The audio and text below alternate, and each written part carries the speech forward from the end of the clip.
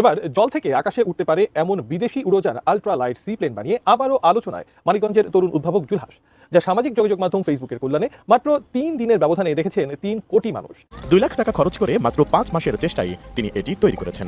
তো হইতে চাইছিলাম একজন এরোপ্লেন নির্মাতা, এই সমাজ এই জাতি আমাকে বানাই দিছে একজন ভিডিও নির্মাতা। তো শখের বসে একটা দুইটা করে প্রায় 150টা আরসি প্লেন তৈরি করছি। তারপর ইচ্ছা হইলো আকাশে উড়ার, তো নিজে উড়ার জন্য সর্বপ্রথম একটা প্লেন তৈরি করলাম, সেটা আকাশে উঠতে সক্ষম হয় নাই। তারপরে দ্বিতীয় প্লেন তৈরি করি, যেটা অল্প একটু উড়ে ভেঙে যায়। তো এরপর তৃতীয় প্লেন তৈরি করলাম আকাশে উড়ার জন্য, আলহামদুলিল্লাহ আকাশে উঠতেও পারলাম। সেটাই আপনারা দেখলেন, দীর্ঘ 1 বছর সেটা দিয়ে আকাশে উড়েছি।